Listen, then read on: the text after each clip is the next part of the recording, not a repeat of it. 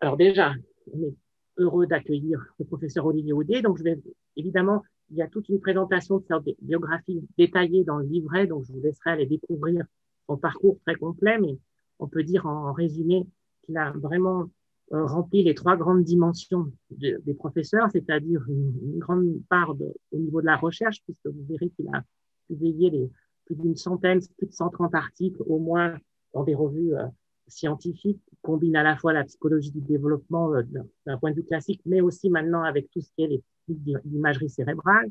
Il a aussi participé à tout un tas d'activités institutionnelles, de participation aux tâches collectives. Il a fondé, dirigé un laboratoire de développement et d'éducation de l'enfant associé au CNRS. Il a dirigé pendant, alors je ne sais plus les dates, mais pendant de nombreuses années. Maintenant, il est directeur honoraire pendant plus de 10 ans.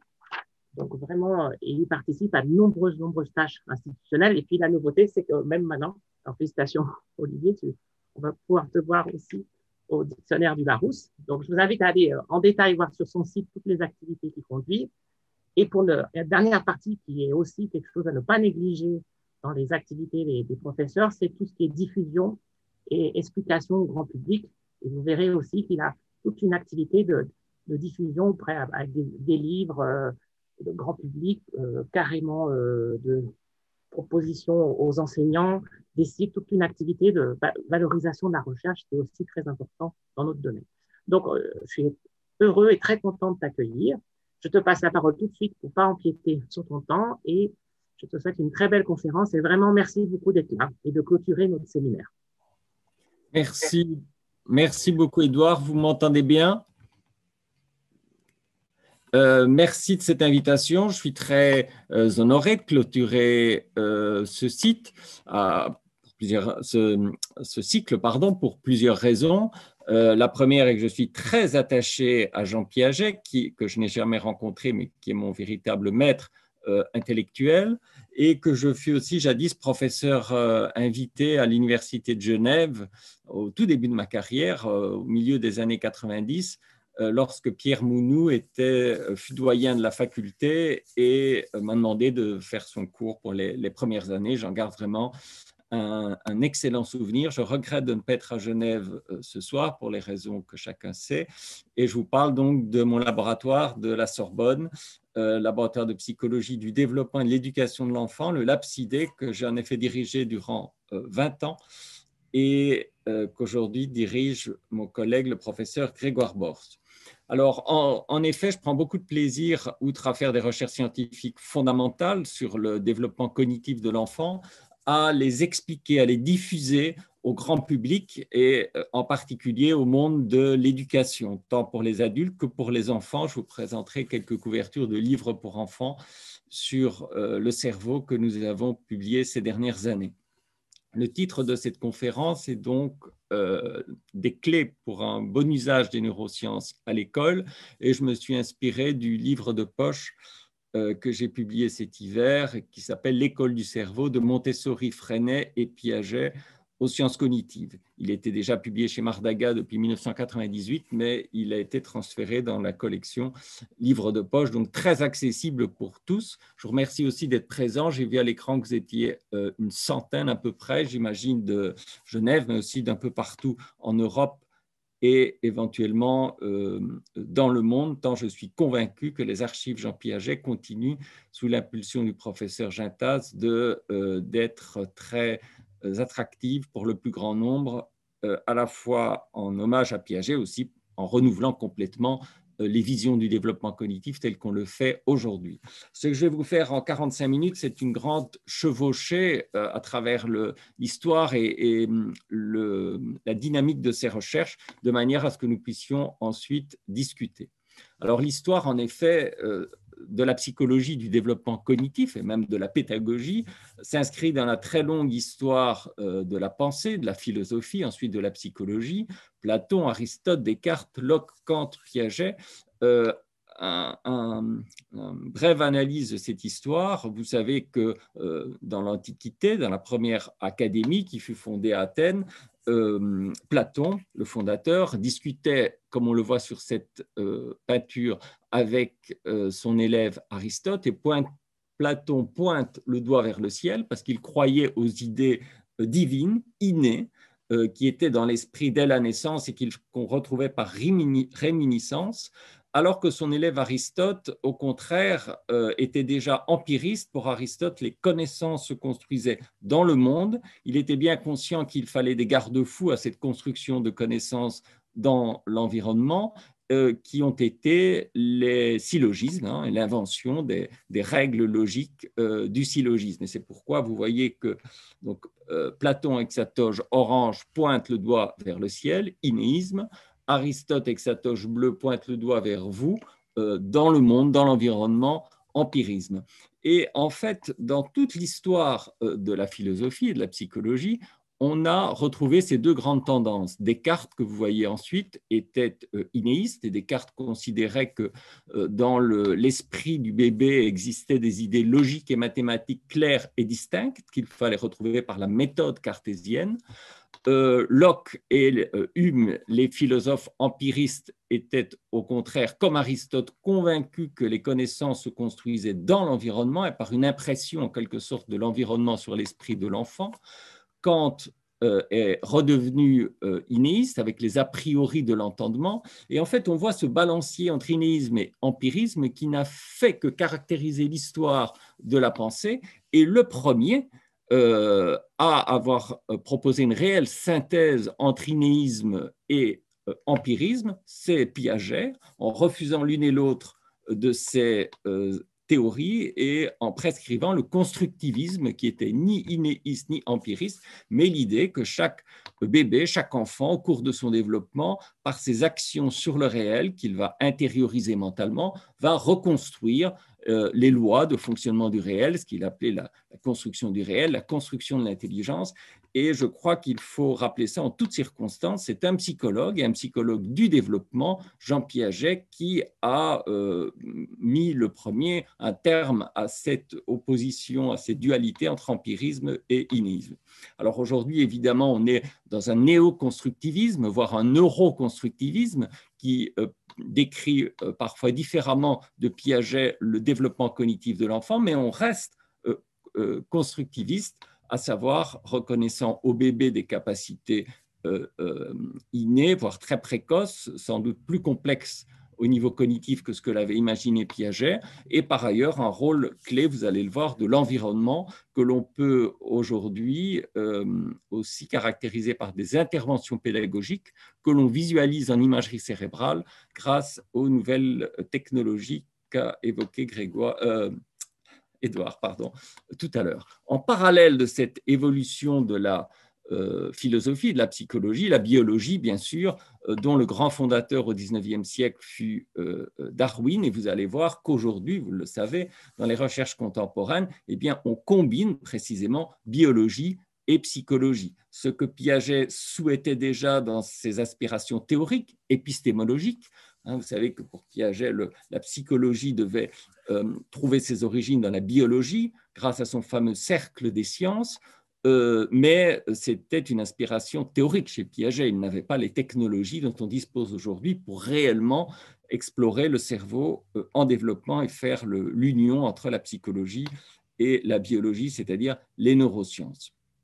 Si l'on retrace cette histoire, non pas du point de vue de la psychologie, mais de la pédagogie, eh bien on retrouve Locke, bien sûr, mais aussi Rousseau, Itard, Séguin, Montessori et tout ce courant qu'on a appelé l'éducation nouvelle, Montessori en Italie, Freinet en France, De Crowley en Belgique, qui ont, et je reprends puisque le principe du séminaire est que l'organisateur Édouard Gintaz, en l'occurrence, propose un texte donc, que j'ai relu hier de Piaget, les méthodes nouvelles. Il faisait référence précisément à l'éducation nouvelle qui était contemporaine du début de la carrière et des études de Piaget, c'est-à-dire Montessori, Freinet, De Crowley.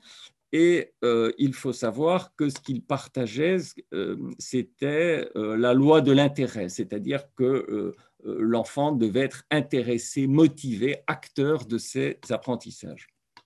Alors un siècle plus tard, puisque faut je résume les choses en quelques dizaines de minutes, un siècle plus tard, je vais vous donner un exemple du type d'approche nouvelle, post-néo-piagétienne que l'on peut conduire.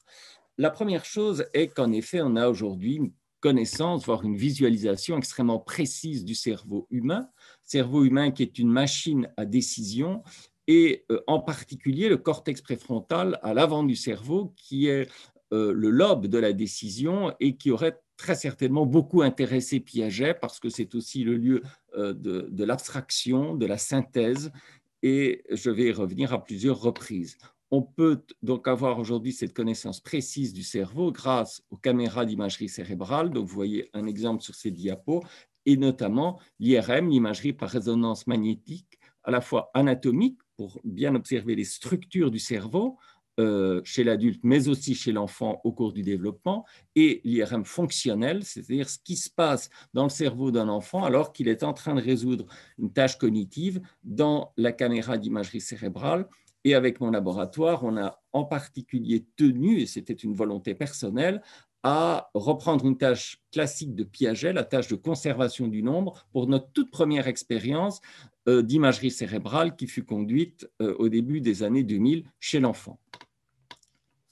De façon plus générale, ce cortex préfrontal, donc lobe de la décision, permet d'assurer dans le corps, parce que le cerveau est évidemment dans le corps et en interaction avec le corps, l'homéostasie. L'homéostasie, c'est notre capacité de réguler, de préserver l'équilibre interne de l'organisme au sens biologique, mais aussi culturel, cognitif, la stabilité dans le temps de l'organisme, son adaptation, concept clé également chez Piaget, par assimilation et accommodation, c'est-à-dire la survie de l'organisme, la santé. Il faut jamais oublier cette homéostasie qui finalement est au cœur de tous les équilibres biologiques ou cognitifs. Et dans la période actuelle de pandémie que l'on connaît, on sait combien l'homéostasie est quelque chose d'absolument fondamental. Et cette homéostasie est informée par des systèmes extérieurs, les 5 sens, mais aussi par l'interoception, c'est-à-dire tous les messages qui viennent du corps et qui sont transférés au cerveau. Et sur cette dimension rapport corps-cerveau et homéostasie, on ne peut mieux faire que de citer Antonio Damasio, dont je vous conseille les livres, vous en avez certainement déjà lu, mais peut-être pas le tout dernier qui est sorti hier ou avant-hier, qui s'appelle Sentir et savoir, une nouvelle théorie de la conscience. Donc là, je ne vais parler que du cerveau, sauf vous verrez quelques exemples en lien directement avec les émotions et le corps, mais je crois qu'il ne faut jamais oublier cela. Et quand on observe des enfants, que ce soit à l'école ou des enfants qui viennent au laboratoire dans l'IRM, ils viennent avec leur cerveau, mais aussi avec tout leur corps. La prise de décision que je vais évoquer, en reprenant notamment des tâches de Piaget éclairées par les recherches nouvelles, vaut du bébé au président de la République. À tous les niveaux humains et sociopolitiques, on retrouve la question de la prise de décision. Si l'on fait un grand bond en arrière avant de revenir à l'actualité, encore plus grand que celui que je n'ai fait dans la Grèce antique tout à l'heure, l'origine de l'univers, d'où nous vient cette biologie, cette homéostasie, il y a 13,8 milliards d'années pour la création, le Big Bang initial. L'origine de la vie, ce sont les bactéries, il y a 3,8 milliards d'années. Les premiers systèmes nerveux ont émergé il y a environ 500 millions d'années, et Homo sapiens, notre espèce, il y a 300 000 ans. Ce qui est extraordinaire dans la psychologie du développement cognitif, c'est qu'on observe dans un temps beaucoup plus court chaque enfance, du bébé à l'âge adulte, environ 20 ans, ce qu'on appelle l'ontogenèse, et finalement comment chaque enfant doit reconstruire une synthèse personnelle de toutes ces connaissances, qu'elles soient philosophiques, scientifiques, technologiques, accumulées au cours de l'humanité.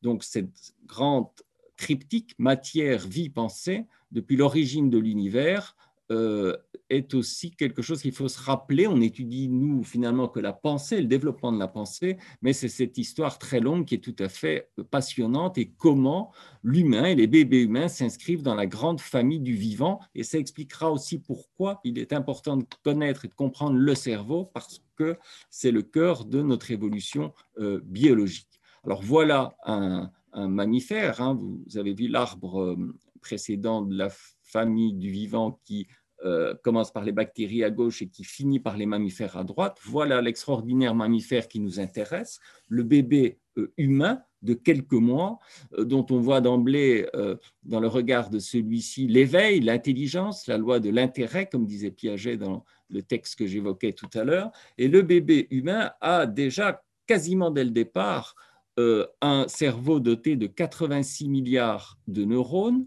c'est l'approximation la plus exacte actuelle, qui sont à peu près tous là dès la naissance et au cours de l'ontogenèse vont se développer, mais aussi, vous allez voir, se sélectionner 1 million de milliards de connexions qui constituent la complexité des connexions du cerveau humain, qui fait, si vous réalisez les calculs, un réseau dans la tête de chacun et de chaque enfant plus complexe que l'Internet mondial en termes de connexion. Et si l'on parle beaucoup aujourd'hui d'intelligence artificielle et de neuromorphisme, ce que j'ai représenté en haut à droite de la diapo, eh bien, l'entreprise la plus avancée américaine d'intelligence artificielle, Intel, a mis au point un cerveau dit numérique qui comporte 100 millions de neurones, c'est-à-dire le cerveau d'un petit mammifère. Vous voyez d'emblée la différence de complexité entre ce cerveau dit intelligence artificielle et la complexité du cerveau humain, et déjà celui du bébé qui, par rapport à 100 millions de neurones, est, lui, pour le bébé humain, à 86 milliards de neurones. On voit immédiatement le changement d'échelle et de complexité. Et c'est dans cette complexité cérébrale et cognitive que va émerger ce qu'on appelle l'architecture cognitive ou le développement de l'intelligence, que je reprends selon ces 4 piliers, mais qui sont très, pour cette architecture de base, en cohérence avec la théorie de Piaget: l'objet, le nombre, la catégorisation et le raisonnement. La permanence et l'unité de l'objet se construisent durant les premiers mois de la vie. C'est le premier découpage en quelque sorte mental, cognitif, intellectuel que le bébé fait du monde qui l'entoure. Il le découpe et le représente en de multiples objets physiques ou humains uniques et permanents. Et on sait combien la permanence de l'objet est déjà un défi, une vraie construction dans les premiers mois de la vie. Et lorsque ces objets sont construits mentalement, irrépressiblement, le cerveau aura envie soit de les quantifier, traitement quantitatif, l'émergence du nombre, ce qu'on appelle les capacités numériques, nombre qui conduira aux mathématiques via l'école et la culture, mais aussi le cerveau du jeune enfant aura tout autant envie de traiter ces mêmes objets, non pas de façon quantitative, mais qualitative, selon leur qualité, forme, fonction, couleur, etc.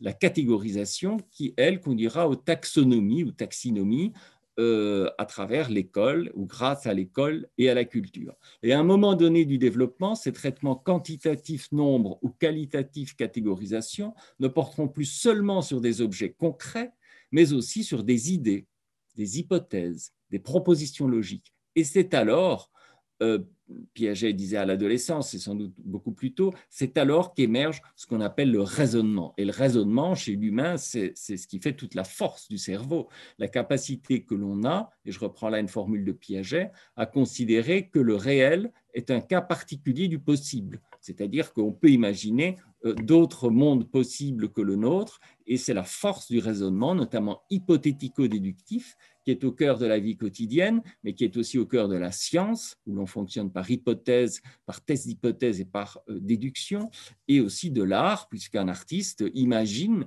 des mondes qui n'existent pas et les crée par sa peinture ou sa musique ou d'autres formes artistiques. Donc c'est cela l'architecture cognitive que l'on étudie dans les laboratoires de psychologie du développement, l'objet, le nombre, la catégorisation et le raisonnement. Ce qu'il y a de nouveau par rapport à Piaget, c'est qu'au sein de chacun de ces grands domaines, on explore plus finement aujourd'hui des stratégies cognitives, et notamment 2 types que je vais développer ici, soit les heuristiques, c'est-à-dire des stratégies mentales, cognitives, dont vous verrez qu'elles correspondent à des réseaux neuronaux, des heuristiques qui sont des stratégies très rapides, très efficaces, donc économiques pour le cerveau, qui marchent très bien, très souvent, mais pas toujours. Ce que Piaget appelait en quelque sorte les intuitions, notamment les intuitions enfantines.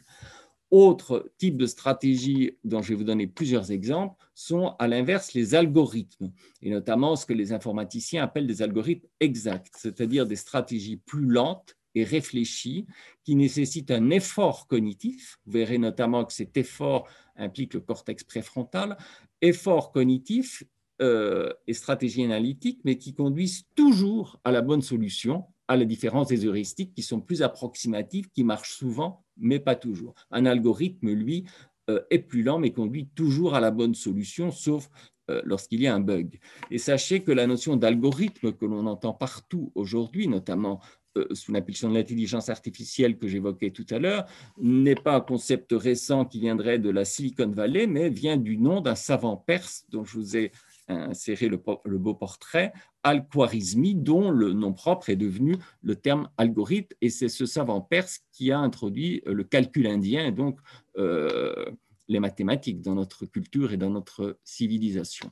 J'ai également inséré le portrait de Daniel Kahneman en haut à droite parce que c'est Kahneman qui a, disons, le mieux illustré avec un prix Nobel à la clé en 2002, prix Nobel d'économie, cette notion d'heuristique qui sont des stratégies très rapides qui dominent encore la pensée, les jugements de l'adulte, contrairement à ce que croyait Piaget, qui imaginait que ses intuitions premières étaient enfantines et disparaissaient pour laisser la place à la logique d'abord concrète des 7-8 ans et ensuite abstraite. Et pour Piaget, à partir de l'adolescence, sauf des cas très rares, disait-il, de personnes qui ne deviennent pas logiques, à partir de l'adolescence, tout le monde devait être logique ou logico-mathématique dans ses jugements. Et c'est là où il s'est trompé et où Kahneman a pu démontrer que les adultes étaient spontanément heuristiques, c'est-à-dire développant des stratégies trop rapides et souvent irrationnelles, et très peu logiques et algorithmiques, comme le prédisait la théorie des stades de Piaget. Kahneman a résumé cette théorie, donc qui lui a valu le prix Nobel, par ce titre, son livre Système 1, Système 2, les deux vitesses de la pensée, et en disant que le système 2, celui de la logique, est très rare dans les jugements et réponses spontanées humains, adultes, et que le système 1, celui des heuristiques, domine systématiquement nos réponses. Le système 1, c'est aussi ce que l'on appelle les biais cognitifs. Les biais cognitifs sont tout à fait synonymes ici d'heuristiques. Ce sont ces stratégies heuristiques automatiques trop rapides qui correspondent à ce qu'on appelle aujourd'hui des biais cognitifs et dont on dénonce un peu partout dans la société la dominance, la domination. Ce qu'on appelle les fake news, c'est-à-dire les infox, sont typiquement des biais cognitifs de crédulité, plutôt que de validité logique, de crédulité. Ce système 1 d'infox et de crédulité, on le voit, domine les jugements, les pensées, y compris chez l'adulte. La théorie qu'on a peu à peu, depuis une vingtaine d'années, construite dans mon laboratoire, veut aller au-delà de cette dualité entre système 1 et système 2, et nous avons peu à peu compris que la clé du développement cognitif chez l'enfant siégeait dans un troisième système d'arbitrage, système d'inhibition qui interrompt, pas tout le temps, qui interrompt quelquefois le système heuristique pour le bloquer, et en termes physiologiques et synaptiques, ça s'appelle l'inhibition. Alain Berthoz vient d'ailleurs de publier un livre qui s'appelle L'inhibition créatrice en termes physiologiques, qui est l'équivalent de l'inhibition cognitive dont je parle dans le développement. Et si l'on inhibe le système heuristique trop rapide, alors le cerveau peut avoir le temps de déployer un algorithme logique souvent présent, mais qui est court-circuité par l'heuristique trop rapide. C'est ce que j'appelle le troisième système d'inhibition, et une formule pour être rapide. Dans ce cas-là, penser c'est inhiber et très souvent se développer c'est inhiber. Alors, il a fallu, Édouard le sait, qui fut collègue et observateur, il a fallu un certain temps pour que cette idée d'inhibition puisse être acceptée dans les modèles du développement cognitif. Aujourd'hui, c'est totalement accepté. Tous les travaux internationaux sur les fonctions dites exécutives incluent inhibition, flexibilité, mémoire de travail. Mais je peux vous dire que quand j'ai soutenu ma thèse et mon AGR dans les années 90 et que j'ai introduit cette idée d'inhibition, on me disait, mais enfin, l'inhibition, c'est négatif. Ça ne peut pas coller avec le développement cognitif. On m'a aussi dit, mais Olivier, êtes-vous encore piagétien? L'inhibition, c'est anticonstructiviste. Et en effet, à premier abord, ça paraissait négatif, non constructiviste. Et de fait, Piaget n'a jamais parlé d'inhibition, ou très très rarement en référence aux travaux de Pavlov. Et Piaget est passé en fait à côté de cette notion d'inhibition. Et on pourra en parler dans la discussion. Et en fait, il est passé à côté parce qu'il n'en avait pas besoin. Pour lui, la logique se substituait aux intuitions, donc aux heuristiques, et dès lors, il n'y avait rien à inhiber, puisque la logique dominait et structurait les réponses. Mais ce qui est étonnant, c'est que Piaget était très attaché à la biologie et que cette notion d'inhibition existait dans les travaux de biologie et de physiologie depuis le 19e siècle. Sherrington a eu un prix Nobel pour ses travaux sur l'inhibition, et toutes les neurosciences et la physiologie du 20e siècle, Jean-Pierre Changeux notamment, ont repris ces notions de stabilisation sélective des synapses avec cette idée qu'il faut un élagage synaptique parce qu'il y a trop de connexions, un grand nombre de connexions que j'ai évoquées tout à l'heure, et qu'apprendre, c'est sélectionner, c'est éliminer, disait Changeux. Et du point de vue cognitif, j'ai pu développer, je vais vous montrer quelques exemples, l'idée qu'apprendre, c'est inhiber. Alors, on va le voir pour l'objet, le nombre, la catégorisation, je n'aurai pas le temps, mais je répondrai à vos questions, et un exemple sur le raisonnement pour couvrir un peu tous les âges et aller jusqu'à l'adolescent et à l'adulte. Et si j'ai le temps, je donnerai quelques exemples du programme scolaire, lire, écrire, compter et penser, donc qui correspond au raisonnement, mais aussi vivre ensemble, respecter autrui, où on peut montrer l'intérêt de considérer cette notion d'adaptation par l'inhibition cognitive au sens positif du terme. L'objet, premièrement, je vais être rapide puisque je pense que tout le monde ici connaît les travaux de Piaget sur la permanence de l'objet. Piaget avait découvert cette formidable conduite du bébé qu'est l'erreur à nommer, c'est-à-dire que si on cache un objet derrière un écran, Piaget jouait avec sa montre chez lui avec son fils Laurent et cachait sa montre en rentrant le soir de l'Université de Genève sous un coussin. Et il a fallu attendre quelques mois, 8 mois environ, pour que l'enfant soit capable de pousser le coussin pour rattraper la montre, ce qui était un premier signe de permanence de l'objet. Mais Piaget, très fin psychologue, s'est amusé à aller plus loin et à challenger son bébé, si je puis dire, et à cacher sa même montre sous un second coussin équidistant, donc pour qu'il n'y ait pas de difficultés motrices différentes. Et à sa grande surprise, il observait que Laurent continuait d'aller rechercher l'objet, la montre derrière le premier coussin, le premier écran, alors qu'il l'avait vu et qu'il savait pertinemment qu'il était derrière le second écran, les deux écrans étant appelés A et B, c'est ce qu'on a appelé l'erreur A non B. C'est déjà une décision. Je vous parlais tout à l'heure de prise de décision et le rôle du cortex préfrontal. C'est une décision que de choisir pour le bébé s'il tend le bras vers un coussin ou vers l'autre, vers A ou vers B. Et il se trompe jusqu'à environ l'âge d'1 an, et c'est une grande période, entre 8 mois et 1 an dans la vie d'un bébé, il se trompe systématiquement. Il va rechercher l'objet derrière A alors qu'il a pertinemment vu qu'il disparaissait derrière B. C'est déjà un biais cognitif, pour reprendre l'expression que j'évoquais tout à l'heure, et vous allez voir que c'est en fait une heuristique que le bébé ne parvient pas à inhiber, ne laissant pas se décliner l'algorithme correspondant à la permanence de l'objet. Donc cette erreur à nommer est très robuste, et ça aussi c'est la force de Piaget, c'est d'avoir vraiment trouvé des comportements que l'on peut toujours répliquer aujourd'hui, et les données de Piaget ont été retestées dans le monde entier. L'erreur à nommer a été testée sur des bébés du monde entier et s'observe toujours aujourd'hui. En effet, les bébés, pendant une fenêtre développementale que j'évoquais tout à l'heure, présentent cette fameuse erreur à nommer.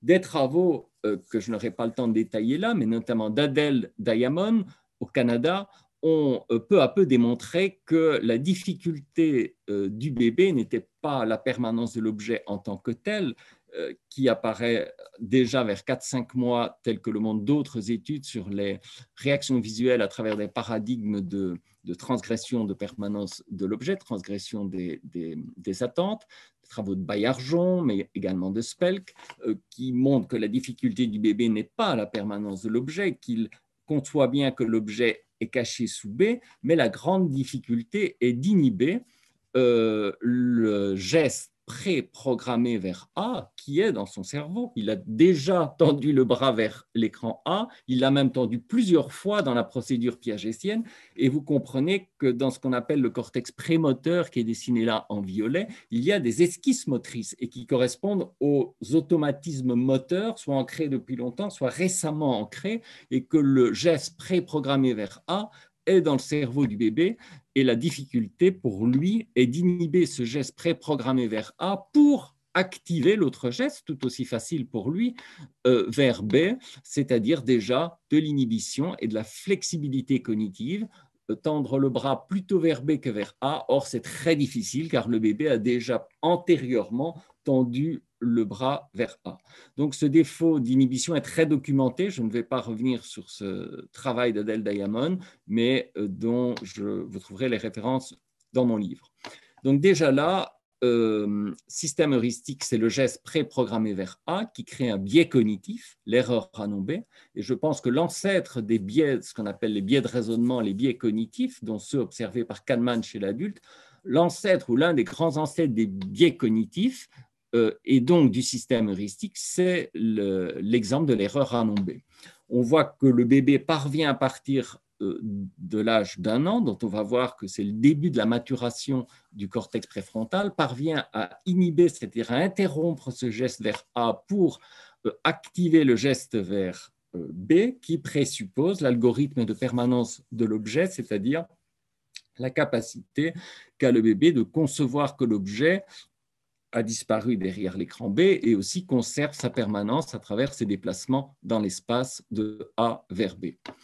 La maturation du cortex préfrontal que j'évoquais tout à l'heure est aujourd'hui très très bien documentée par les travaux d'IRM anatomique, où on peut voir par notamment ce qu'on appelle la diminution de matière grise, qui est un signe d'efficacité des régions neuronales observées, que le cortex préfrontal a une maturation qui commence vers l'âge d'1 an. Donc l'erreur ranombée est l'une des manifestations du début de la maturation et donc de l'efficacité de la capacité inhibitrice du cortex préfrontal dans le domaine moteur, on va dire, de l'erreur ranombée, même s'il y a déjà un aspect cognitif, mais que ce développement préfrontal est très très lent, comme vous le voyez, jusqu'à l'âge adulte, et les régions qui sont de plus en plus violettes et bleues sont celles où la diminution de matière grise devient la plus marquée, et on observe que les régions sensorielles et motrices maturent le plus précocement. Ça ne veut pas dire qu'il n'y a pas un développement, et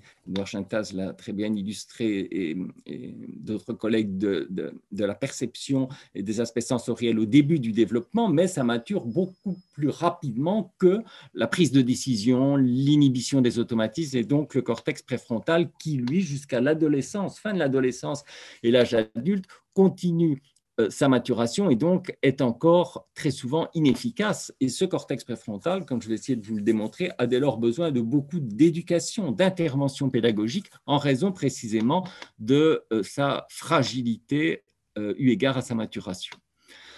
Un exemple que l'on a très finement étudié et qui rend aussi hommage à Piaget sur le nombre, la conservation du nombre.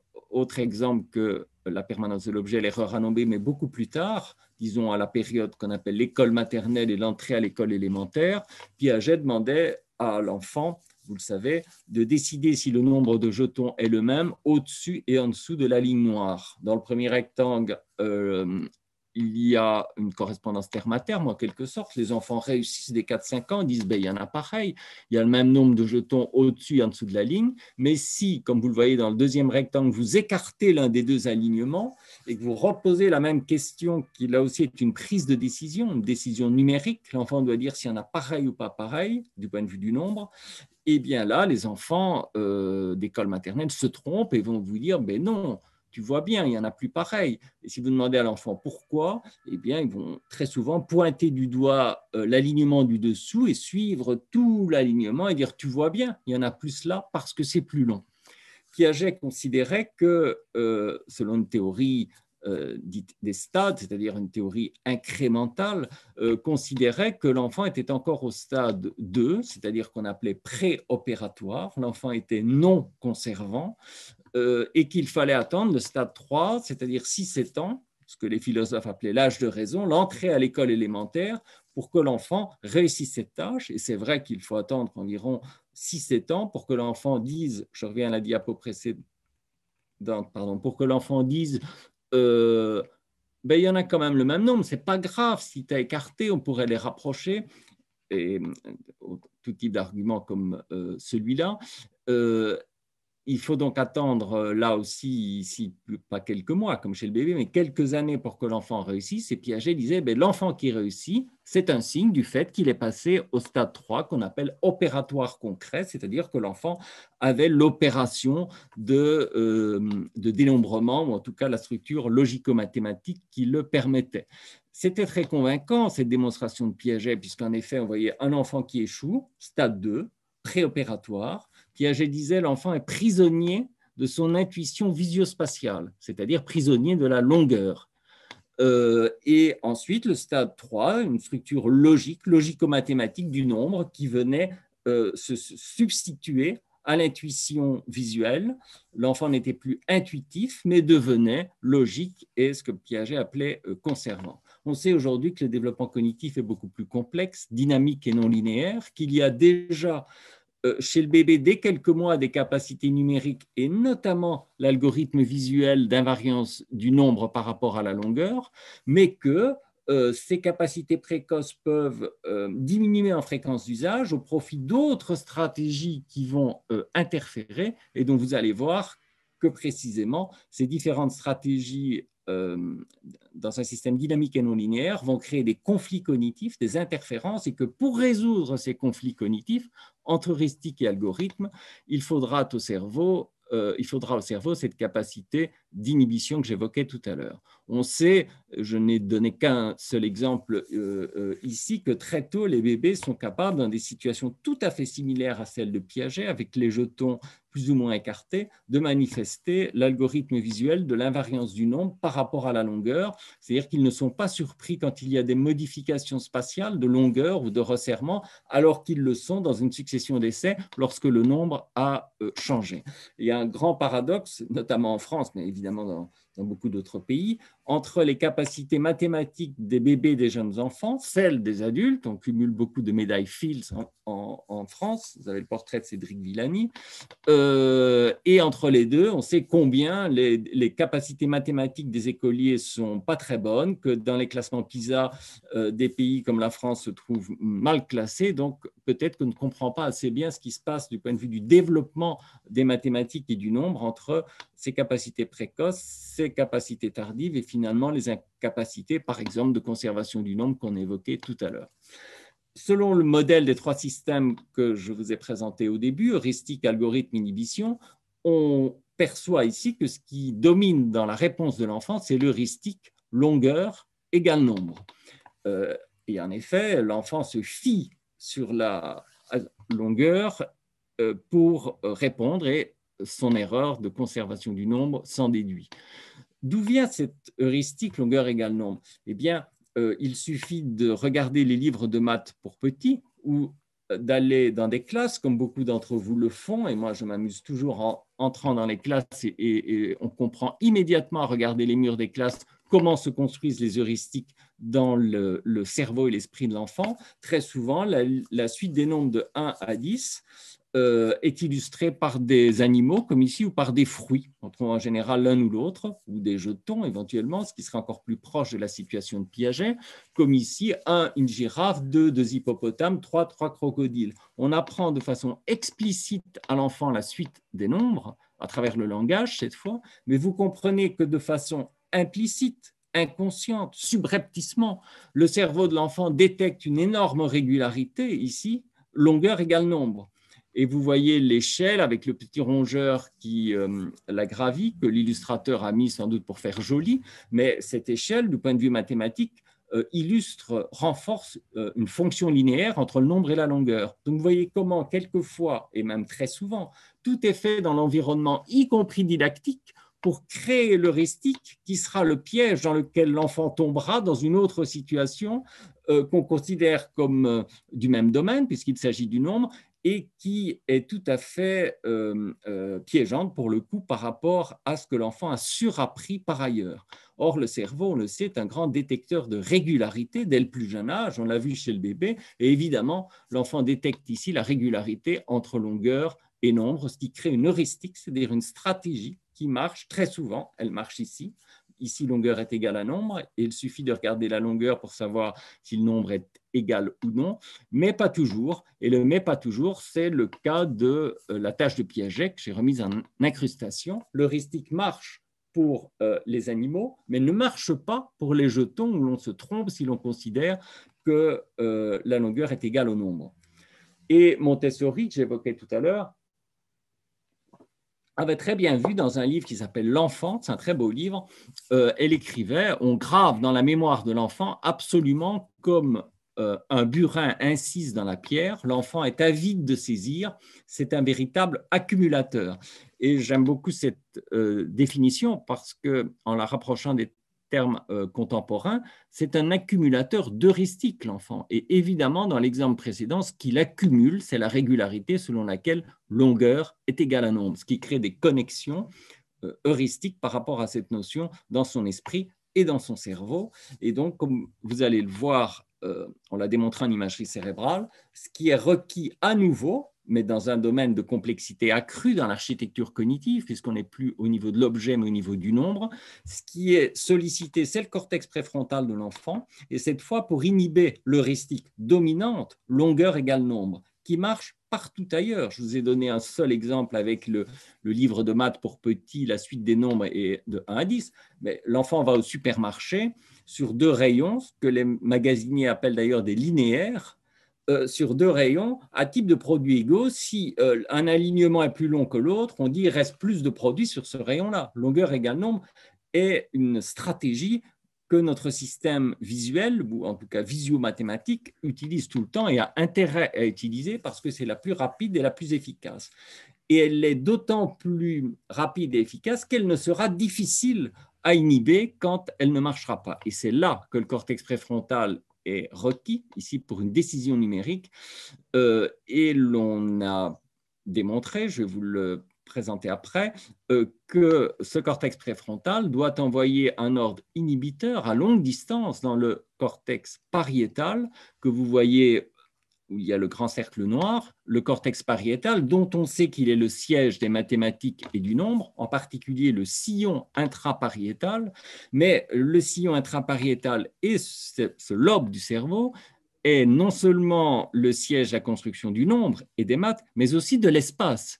Et vous comprenez que dans la situation de Piaget, l'espace entre en conflit avec le nombre, ce qui va être très difficile à gérer pour le cerveau de l'enfant parce que c'est dans le même lobe que se construisent à la fois l'espace et les nombres et les maths. Et donc, lorsqu'une interférence se crée, il faut une intervention d'ailleurs, un arbitrage qui vient, lui, à longue distance du cortex préfrontal et donc mettre en place cet arbitrage dans le cerveau à longue distance prend du temps, est complexe, d'où l'erreur de conservation du nombre. Nous avons voulu tester cette hypothèse avec une large cohorte d'enfants et c'était la toute première recherche en France d'imagerie par résonance magnétique fonctionnelle chez des enfants d'âge préscolaire et scolaire, parce que vous voyez ici des enfants d'école maternelle, mais aussi d'école primaire. Alors, je vois l'heure qui file et je prends un peu de temps pour chaque diapo, étant passionné par ces choses-là, mais je vais avancer plus rapidement. Donc, tous ces enfants sont passés dans l'IRM, vous voyez qu'ils sont heureux, qu'ils ont survécu. Et là, nous étions dans ce qu'on appelle aujourd'hui les INSPE, donc les instituts supérieurs de professorat et d'éducation, où on forme les professeurs des écoles. Et dans la salle étaient les parents, les frères et sœurs, les grands-parents, quelquefois les professeurs. Et sur la scène étaient tous les enfants qui étaient passés dans l'IRM et dont on montrait ce qu'on avait découvert dans leur propre cerveau alors qu'ils étaient soumis à la tâche de conservation du nombre de Piaget, un strictement identique qu'on a programmé sur ordinateur, que l'enfant voyait dans un écran, et on a aussi programmé l'espacement des jetons pour être tout à fait fidèle à la dynamique de la tâche piagétienne. En quelques mots, parce que ces recherches étaient pionnières, on a dû entraîner les enfants, les préparer à l'IRM, les entraîner à l'immobilité. Vous voyez ici un tunnel en tissu tel qu'on les découvre dans les classes, où on allongeait l'enfant, on simulait le tunnel de l'IRM, on incrustait un écran puisque ces tâches sont toutes informatisées pour la mesure des données et des réponses. Et donc, tout cela est très technologique, mais en même temps, c'est vraiment de la psychologie enfantine, clinique, telle que l'aimait aussi Piaget et les piagétiens et néo-piagétiens. On prépare l'enfant à ce qui sera un exploit technologique, c'est-à-dire son passage dans l'IRM. Vous voyez que dans sa petite main, l'enfant a un boîtier avec 2 boutons de réponse. Un est rugueux, l'enfant a appris que ça voulait dire pas pareil, et l'autre est lisse, c'est pareil. On est là à nouveau au cœur de la prise de décision, mais qui cette fois va être réalisée alors que l'enfant est allongé dans une IRM, dans la tâche piagétienne de conservation du nombre, et dont on va tester ici l'implication ou non du cortex préfrontal et de son rôle inhibiteur. L'enfant dans cette diapo-là est en fait dans l'IRM. Vous voyez à peine ses petits pieds qui dépassent si vous regardez attentivement.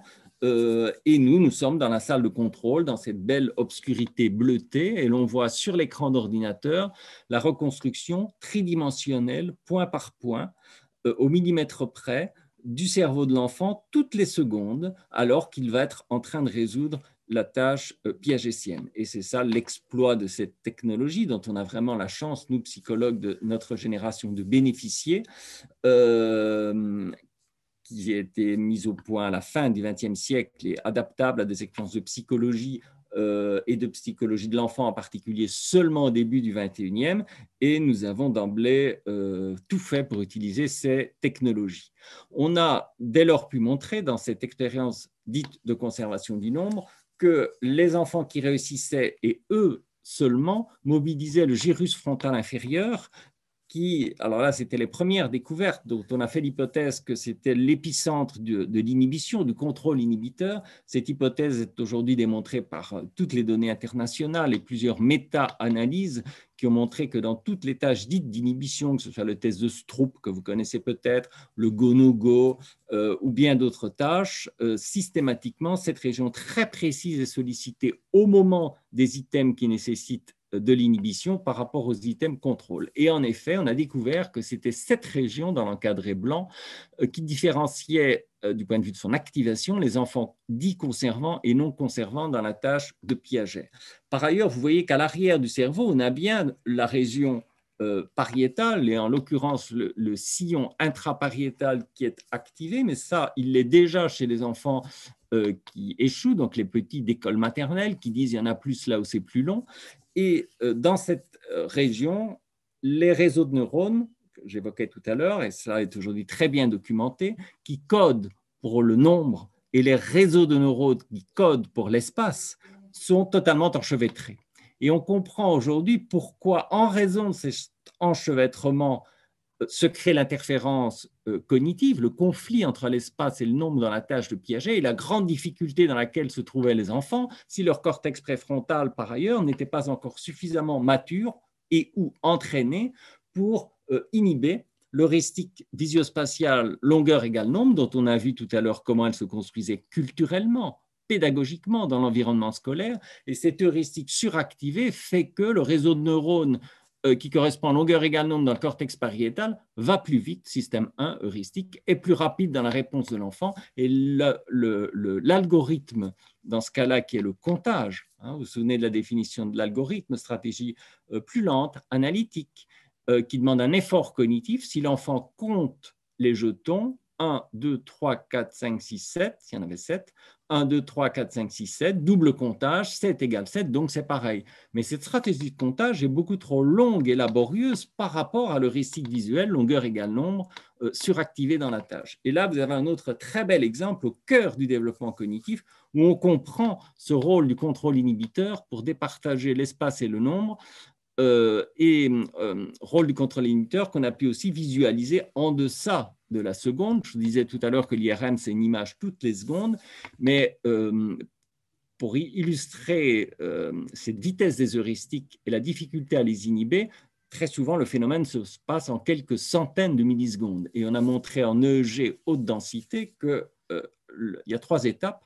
La première, c'est le sillon intrapariétal latéral, qui est cette région-là correspondant au codage pour l'espace, qui s'active en premier. Si l'enfant s'arrête à cette activation-là, ce que font les enfants dits préopératoire de Piaget. Il répond, il y en a plus là où c'est plus long.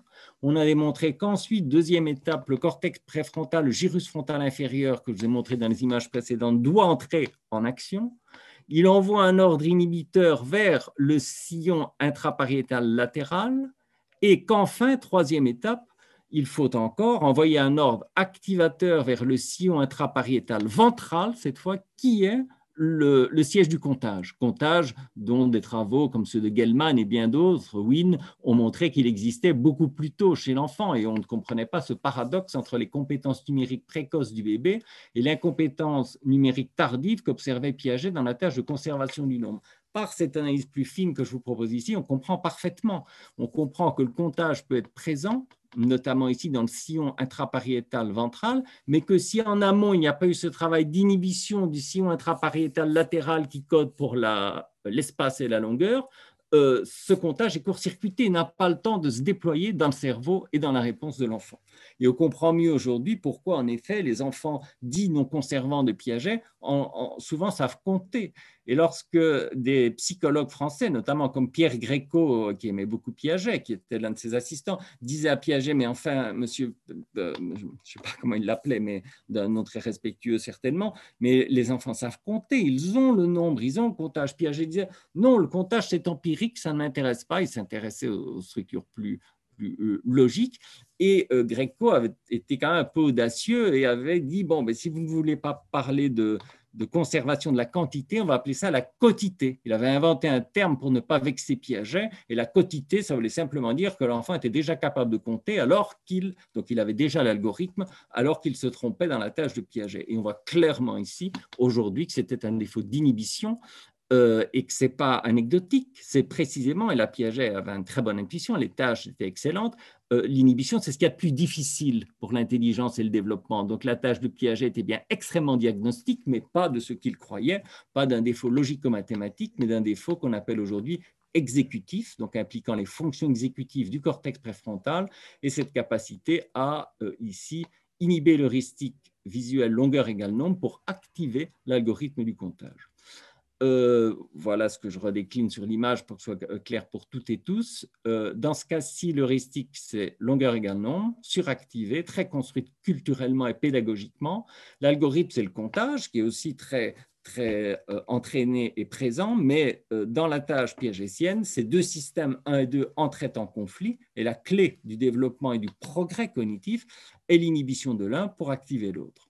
On savait aussi par d'autres recherches, dont celle de Meller, que très tôt, avec des bonbons et deux alignements différents, les enfants ne se trompaient pas s'il s'agissait de choisir l'alignement à manger, même s'il y avait une différence de longueur, ils ne se laissaient pas piéger par la longueur. On comprend aujourd'hui beaucoup mieux, précisément en lien avec le corps et les émotions, que si un enjeu, une motivation, l'enfant inhibe beaucoup plus tôt et que l'inhibition, on l'a démontré, est guidée, elle ne se déclenche pas toute seule, cette inhibition, elle est guidée par des émotions, et notamment par le système limbique, et des émotions en particulier contrefactuelles, notamment le regret et l'anticipation du regret.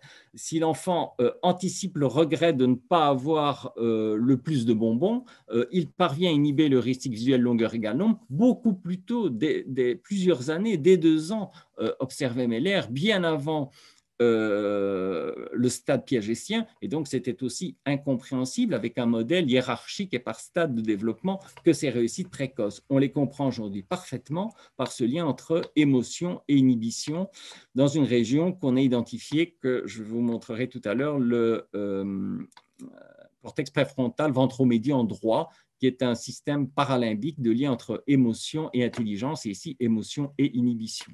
Donc vous comprenez peu à peu pourquoi on parle aujourd'hui de système dynamique et non linéaire, parce que d'abord, il y a des compétences, y compris des algorithmes logiques ou logico-mathématiques précoces, ils ne sont pas tous innés, mais ils sont sans doute pour certains beaucoup plus précoces que ce que n'imaginait Piaget, mais en même temps d'autres stratégies qu'on appelle heuristiques, des automatismes qui se construisent dans le développement, l'exemple de longueur égale nombre, ou le geste préprogrammé vers A dans la permanence de l'objet, et que dès lors, de multiples conflits entre stratégies cognitives peuvent s'observer, et dans ce cas, le contrôle inhibiteur est la clé de l'arbitrage et du développement. Montessori avait d'ailleurs très bien perçu cela avant la théorie de Piaget, et elle disait l'intelligence ne se construit pas lentement comme le concevait la pensée mécanique, mais par bouffées, fulgurances, embrasement cognitif, période de sensibilité exceptionnelle. Et ces bouffées et fulgurances, on les retrouve tout à fait dans ces modèles dynamiques et non linéaires du développement, avec ces différentes stratégies dont la caractéristique n'est pas le stade, mais la fréquence d'usage. Là, en ordonnée, vous avez fréquence d'usage. C'est la fréquence d'usage des stratégies qui détermine les réponses de l'enfant. Et par exemple, longueur égale nombre est à un moment donné très fréquent. On l'a vu pourquoi, et donc difficile à inhiber pour l'enfant en raison de cette fréquence d'usage. Je chevauche et je galope, comme je vous l'avais dit, et en raison du temps. On arrive au raisonnement chez l'adolescent et chez l'adulte. Vous percevez que j'ai sauté la catégorisation, et c'est à contre-cœur parce que j'ai réalisé ma thèse de doctorat jadis sur la catégorisation, et c'est dans les tâches d'inclusion des classes de Piaget que j'ai découvert le rôle de l'inhibition, où j'ai peu à peu compris que l'enfant maîtrisait l'algorithme de la logique des classes, mais se laissait piéger soit par les extensions perceptives, soit par des contre-suggestions qu'on lui faisait. Mais je n'en parle pas là, je préfère passer au raisonnement pour avoir parcouru l'ensemble du développement cognitif. Là, on est chez le bébé devenu plus grand, le raisonnement, chez l'adolescent ou l'adulte, et voilà une tâche qu'on a beaucoup étudiée au laboratoire, et notamment en imagerie cérébrale, une tâche dite de réfutation de règles conditionnelles. Donc là, on est dans de l'hypothético-déductif, si on suit l'architecture cognitive, et notamment les thèmes qu'avait aussi étudié Piaget. S'il n'y a pas de carré rouge à gauche, alors il y a un cercle jaune à droite. À gauche, c'est la case de gauche. À droite, c'est la case de droite. Dans le rectangle, vous voyez deux cases de réponse. Et on fait différentes versions de cette tâche, mais la plus critique est la tâche de réfutation. On demande à l'adolescent, ou on peut le faire avec un adulte, de réfuter cette règle conditionnelle et de sélectionner deux formes géométriques qui réfutent la règle, qui la rendent fausse. La réponse ultra fréquente, donc 90% des réponses sur un échantillon, est un biais cognitif, une heuristique d'appariement perceptif. Les individus reprennent les deux éléments cités dans la règle, carré rouge, cercle jaune, et compte tenu du fait qu'il y a une négation dans l'antécédent, pensent ainsi rendre la règle fausse. Là, c'est typiquement une heuristique telle que les a observés Kahneman, c'est-à-dire des biais cognitifs, des biais de jugement qui court-circuitent la rationalité logique. La réponse logique dans ce cas, donc l'heuristique, c'est appariement perceptif, j'y reviens un instant, vous comprenez pourquoi, parce que la réponse reprend perceptivement les deux éléments cités dans la règle, carré rouge, cercle jaune. Et vous pouvez reprendre ce type de problème avec des individus naïfs, bien entendu, sur on l'a fait, nous, parce qu'en IRM, il faut répéter souvent la même tâche pour la mesure, pour détecter le signal du bruit dans le cerveau. Donc, on refait cette règle des dizaines de fois, à chaque fois avec des noms de formes différentes, et vous voyez que dominent dans les réponses spontanées des individus les deux formes citées dans la règle. Donc, c'est ça un biais, hein, quelque chose qui revient de façon systématique, robuste, et cette tâche a été aussi répliquée dans des laboratoires du monde entier. L'heuristique, c'est l'appariement perceptif, donc croire qu'on va contre la règle, qu'on la réfute en reprenant les éléments perçus, c'est-à-dire cités dans la règle. Et la réponse logique nécessite de décliner un algorithme en mémoire de travail. Et ici, l'algorithme, c'est antécédent vrai, conséquent faux. Il faut être dans les conditions d'application de la règle, donc que l'antécédent soit vrai, donc qu'il n'y ait pas de carré rouge à gauche, par exemple un carré bleu, mais le carré bleu n'est pas un carré bleu, c'est un non-carré rouge. Là, on passe de la perception à la logique. Ou toute autre forme qui ne soit pas un carré rouge. Donc là, si on fait ça, on est dans les conditions d'application de la règle. Et comme il fallait réfuter la règle, il faut alors ne pas mettre de cercle jaune à droite, par exemple un losange vert, ou toute autre forme qui ne soit pas un cercle jaune. Et entre la réponse biaisée et la réponse logique, vous comprenez déjà très rapidement qu'il y a un défaut d'inhibition des deux éléments perçus dans la règle, qui est une heuristique et un biais donc d'appariement perceptif très connu, très documenté dans la littérature, et qui vient de cette intuition assez irrationnelle qu'on a de croire qu'en appariant, on rend une règle fausse. Par exemple, si on dit à un enfant qui a envie de glace au chocolat, il n'y a pas de glace au chocolat, ou il n'y en a plus, ben, il y pense toute la journée. Ou si je vous dis n'imaginez pas un éléphant rose, vous imaginez un éléphant rose. Ce sont des exemples très irrationnels, mais qui montrent comment se construisent des biais cognitifs qui font que dans une tâche de logique comme celle-ci, les cerveaux vont systématiquement se tromper. J'ai repris cette même tâche chez des polytechniciens en France, donc des gens qui ont normalement tous les algorithmes logiques et mathématiques nécessaires par leur cursus scolaire. Ils se trompent autant que chacun d'entre nous, ils présentent le biais d'appariement perceptif. J'ai trouvé cette tâche vraiment une tâche d'intérêt pour l'imagerie cérébrale, à savoir que faisant du micro-développement, on a observé ce qui se passait dans les cerveaux des individus lorsqu'ils se trompent, donc quand ils présentent l'heuristique d'appariement perceptif et quand ils corrigent l'erreur et qu'ils réussissent. On a d'abord montré qu'entre le pré-test et le post-test, on avait en pré-test, vous voyez les histogrammes bleu clair, ce sont les erreurs, les biais, et en bleu foncé, les réponses logiques. Il s'agit là de grands adolescents et on a les mêmes résultats chez les adultes. Donc, sur ce pré-test, vous voyez d'emblée que là, la théorie de Piaget ne marche pas parce qu'on est au stade logique, hypothético-déductif, donc on aurait dû avoir le patron de réponse inverse. La majorité, grande majorité de réponses logiques et éventuellement quelques individus non logiques comme Piaget en acceptait la possibilité. Là, on donne raison à Kahneman, c'est-à-dire que spontanément, dans ce type de test logique, les individus sont biaisés, présentent un biais cognitif, une heuristique d'appariement perceptif, et que très peu sont logiques. Donc, on est plutôt système 1 et pas système 2. On a pu montrer néanmoins que par un apprentissage ciblé sur le contrôle inhibiteur, on pouvait entraîner une correction statistiquement significative des erreurs, pas chez tous les sujets, mais chez un nombre significatif, alors que si on entraînait simplement la logique, qui était la condition contrôle, les individus comprenaient l'item de l'apprentissage, mais ne le transféraient pas et continuaient de présenter le biais d'appariement perceptif. Donc on contraste dans ces cas-là une condition logique qui est une hypothèse possible. Piaget aurait dit les individus qui ne sont pas logiques, il leur manque la logique, il faut qu'ils l'apprennent ou l'entraîner. Et ce qu'on a appelé un apprentissage au contrôle inhibiteur, de façon très précise, avec une zone inhibitrice sous les hachures, une zone activatrice, le cercle central, le tout symbolisant la mémoire de travail. Et dans ce cas-là, on entraîne l'inhibition et pas la logique en tant que telle, comme on le fait dans la condition contrôle.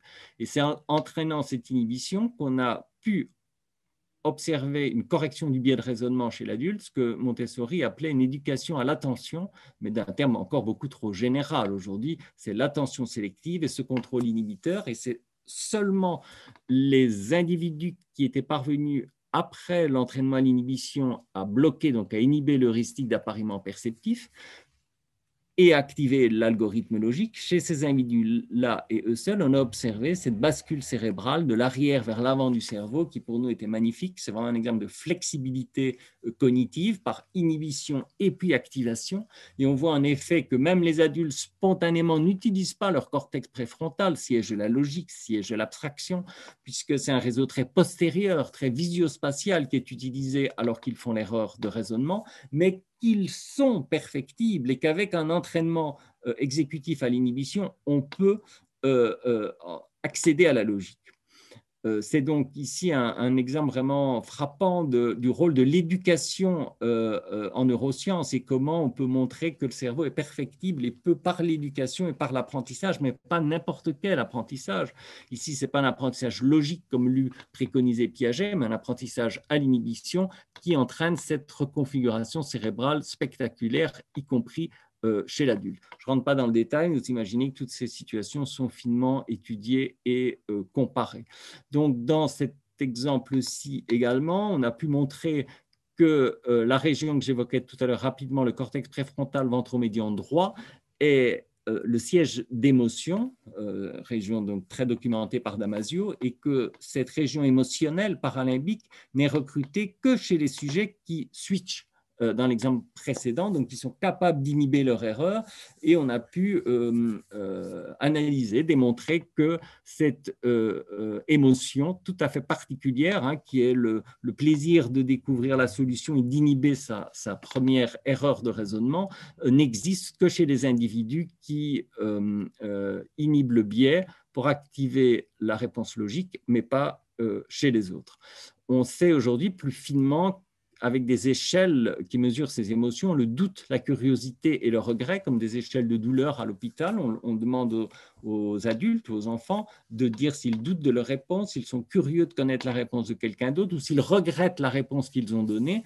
Et on a maintenant au laboratoire beaucoup de données d'imagerie cérébrale qui montrent combien ces émotions mesurées par ces échelles émotionnelles corrèlent avec l'activation de la région précédemment évoquée. Et par exemple, pour le doute, le cortex singulaire antérieur qui est aujourd'hui très illustré. Donc, ces émotions guident l'inhibition. Et c'est pourquoi j'ai intitulé un livre « L'intelligence humaine n'est pas un algorithme » parce que les algorithmes, c'est le système 2, la logique de Piaget, mais ce n'est pas seulement un algorithme, ce sont aussi des émotions qui guident l'inhibition du système 1 et c'est cela qui est de plus difficile dans le développement intellectuel. Le modèle que je propose est un modèle distribué de l'inhibition des heuristiques dans le cerveau, même si l'épicentre du contrôle inhibiteur est très localisé et toutes les données concordent là-dessus dans le gyrus frontal inférieur, gauche ou droit, selon le type de tâche. Mais on sait aussi que cette région est très concentrée en neurones à axones longs, qui peuvent aller jusqu'à 10 cm et qui envoient des ordres soit inhibiteurs, soit activateurs vers d'autres lobes du cerveau. On en a vu un exemple très clair pour le lobe pariétal avec la tâche de Piaget qui en fait révélait cela, un arbitrage inhibiteur-activateur entre l'espace et le nombre dans le cortex pariétal, mais je vais prendre le temps très rapidement de vous montrer un exemple dans la voie occipito-temporale pour la lecture, par exemple, et les lettres en miroir. Alors, je vous dis simplement que toutes ces recherches, on ne les fait plus seulement au laboratoire, mais on les fait aussi en recherche participative avec la plateforme qui s'appelle lea.fr, l'école aujourd'hui chez Nathan, et des classes de toute la France et de toute la francophonie. On travaille avec plusieurs continents. Maintenant, on travaille à la cartographie des heuristiques ayant compris ces notions heuristique, algorithme, inhibition, parce qu'il y a plein d'heuristiques scolaires. Par exemple, je les mange, l'enfant met S à mange parce qu'on lui a surappris qu'après les, je mets un S. Et là, vous avez un exemple d'heuristique orthographique qui marche très souvent, mais pas toujours, alors que l'algorithme est l'accord du verbe avec le sujet, que l'enfant peut parfaitement maîtriser, mais il écrira quand même, quand il écrit rapidement ou dans une dictée, je les mange avec un S après mange. Et à ce moment-là, les professeurs avec nous travaillent sur l'inhibition de cette heuristique et la prise de conscience de l'heuristique et son inhibition dans quelques cas. Donc, on fait ça par la recherche participative qui nous a aussi conduit à créer, et on est assez heureux parce qu'on a quitté le seul domaine de la théorie de la recherche expérimentale, on a mis au point des coffrets pédagogiques dont 2 sont parus cette année, entraîner le cerveau à résister au sens du contrôle inhibiteur que j'ai évoqué, ayant bien identifié les heuristiques, qu'elles soient mathématiques, qu'elles soient orthographiques, qu'elles soient de raisonnement, et l'algorithme correspondant, mais que l'élève ne parvient pas à mobiliser par défaut d'inhibition de l'heuristique. Et donc, on a ce coffret entraîner le cerveau à résister pour les enfants d'école primaire, élémentaire, et aussi le même pour les enfants d'école maternelle. Et ces coffrets mettent en jeu 3 personnages, capitaine inhibition, heuristique qui a des grandes jambes qui courent très vite. Oui, en effet, dire que la longueur domine et qu'il y en a plus là où c'est plus long, ça va plus vite. C'est l'heuristique, c'est plus rapide, mais on se trompe. Et l'algorithme qui est le savoir, la mesure, le comptage ou le raisonnement logique dans les exemples qu'on a vus, ou la permanence de l'objet chez le bébé est plus lent. Et donc, il faut que le capitaine inhibition intervienne pour bloquer l'heuristique. Et vous comprenez très rapidement comment, avec ces petits personnages, à tous les âges, on parvient à faire comprendre à l'enfant des concepts psychologiques. On fait donc de la métacognition, hein, c'est du travail métacognitif que d'entraîner ces notions. Et je dis rapidement pour conclure que c'est aussi important dans le monde des écrans. Les fake news que j'évoquais au début de la conférence sont typiquement ce qu'on appelle, et c'est très documenté, des heuristiques de crédibilité. Et Kahneman a montré que les réseaux, les connexions de la crédibilité sont beaucoup plus rapides dans les réponses que la validité logique. Et heuristique crédibilité, algorithme validité logique, vérifier les prémices, les sources de l'information, vérifier si la déduction est correcte, comme dans l'exemple évoqué tout à l'heure. Et cela prend plus de temps, tant et si bien que dans le monde des écrans aujourd'hui, les jeunes, mais aussi les adolescents et aussi les jeunes adultes, utilisent beaucoup plus les régions, le réseau très rapide de la crédibilité, notamment lié à certaines émotions, qui elles sont des émotions de base, qui déclenchent ces heuristiques et non pas le doute, le regret ou la curiosité, qui elles sont plus subtiles et qui déclenchent l'inhibition, et que c'est un vrai problème, un fléau contemporain, que ces infox, fake news et toutes les théories du complot et autres choses que l'on connaît. Donc là aussi, on fait beaucoup de travaux aujourd'hui au laboratoire sur l'éducation à l'esprit critique par le contrôle inhibiteur, et notamment sur ces questions de fake news, heuristique, système 1 versus système 2, validité logique, que l'on possède, mais que l'on applique de moins en moins dans la rapidité de réponse ou de réaction face aux écrans. Et vous savez que les ados, les jeunes et même les adultes cliquent en likant. Et liker, c'est ce qu'on appelle l'heuristique de l'affect. On aime ou on n'aime pas, mais ce n'est pas du tout le système 2, ce n'est pas un raisonnement logique. Et donc, on a un monde numérique qui peut évidemment faire des tas de choses extraordinaires, mais qui enferme aussi nos cerveaux de plus en plus dans le système 1, tout type de biais cognitifs, parce que c'est rapide et on confond vitesse et intelligence, alors qu'il faudrait apprendre à inhiber le plus rapidement possible aussi, puisqu'il faut attraper les heuristiques au vol pour activer notre logique et nos algorithmes, qui est un cas de figure possible, comme l'a décrit Piaget, qui existe, mais qui n'est pas du tout dominant comme l'a cru Piaget dans le cerveau du grand adolescent ou de l'adulte.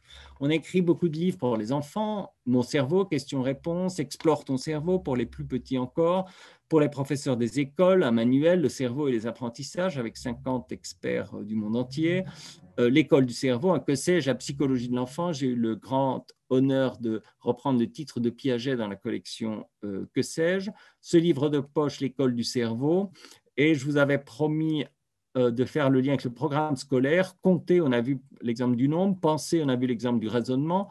Lire, écrire, respecter autrui, en 2 mots.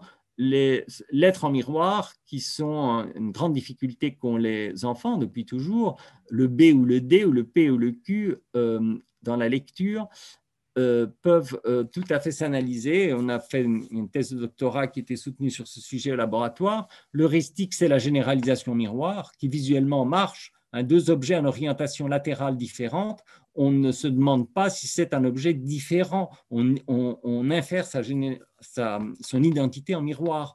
Mais ça ne marche pas pour B, D ou PQ. L'algorithme, dans ce cas-là, c'est l'alphabet, les correspondances graphophonologiques. Quand on prend le temps de décliner l'alphabet, les correspondances graphophonologiques, un B n'est pas un D, un P n'est pas un Q, mais ça prend un peu plus de temps que l'heuristique visuelle de généralisation miroir. Et donc là aussi, on a pu illustrer par toute une série de recherches expérimentales publiées dans des bonnes revues, comme l'évoquait Édouard en introduction, le rôle du contrôle inhibiteur pour inhiber ces lettres en miroir. Et par exemple, on sait que le tracé, là, ce sont des données que connaît bien Édouard et auxquelles il a participé, le tracé des lettres brise cette symétrie. Mais on peut comprendre par le biais du contrôle inhibiteur et des 3 systèmes que j'ai évoqués ou les lettres rugueuses de Montessori, que cette inhibition des lettres rugueuses ou le tracé, en fait, par le toucher et par ce qu'on appelle l'énaction, en fait, permet l'inhibition du visuel et aide à l'inhibition du visuel. Et si on est uniquement dans le visuel sans se toucher, que ce soit les lettres rugueuses ou simplement le tracé, eh bien, l'heuristique visuel de généralisation miroir domine et est très difficile à inhiber. Une recherche vient d'être publiée ces semaines en Child Development par l'équipe de Prado à Lyon sur la comparaison des écoles Montessori versus une école classique, toutes choses étant à parier. Il montre qu'il n'y a pas d'effet positif pour les maths, il n'y a pas d'effet positif pour les capacités exécutives, donc les fonctions exécutives que j'ai évoquées, inhibition, flexibilité, mémoire de travail. Il y a uniquement une différence en faveur de la pédagogie Montessori pour la lecture. Et d'abord, c'est très intéressant, en raison, par exemple, de ce qu'on vient d'évoquer, c'est lettres rugueuses, qui était un exemple fantastique, mais je vais vous donner une interprétation que ne font pas les auteurs si vous allez voir leur article. En fait, ce n'est pas étonnant qu'il n'y ait pas d'effet positif de la pédagogie Montessori sur les fonctions exécutives parce que précisément, cette pédagogie n'était pas assez riche sur ce plan-là, parce que Montessori disait simplement qu'il faut éduquer l'attention de l'enfant, mais il n'y avait pas du tout l'analyse et les interventions pédagogiques fines que je vous ai décrites sur ces fonctions exécutives. Donc, c'est là où les sciences cognitives ou la neuropédagogie apportent des tas de choses tout à fait plus précises et complémentaires par rapport aux pédagogies dites de l'éducation nouvelle, telles que Piaget en parlait dans son texte. Donc, tout ce que je vous ai présenté, ce sont des exemples de contrôle inhibiteur dont on voit dans le cerveau la reconfiguration postéro-antérieure, alors qu'on sait que la construction des automatismes dans le cerveau, comme l'a très bien montré Postner, par exemple, correspond à la configuration inverse, antéro-postérieure. Quand on apprend qu'on n'a pas encore automatisé, on mobilise le cortex préfrontal, et quand l'automatisme se cristallise dans le cerveau, eh bien, on observe que les régions préfrontales se désengagent, et ce sont des régions postérieures, voire sous-corticales, qui correspondent à l'automatisme. Ça, c'est l'automatisation telle qu'on l'a fait très souvent à l'école, mais j'espère vous avoir convaincu qu'il faut aussi entraîner le processus tout à fait antagoniste dans le cerveau, qui est le contrôle inhibiteur, qui fait que le but de l'apprentissage est la mobilisation du cortex préfrontal et non pas son désengagement, comme dans l'automatisation.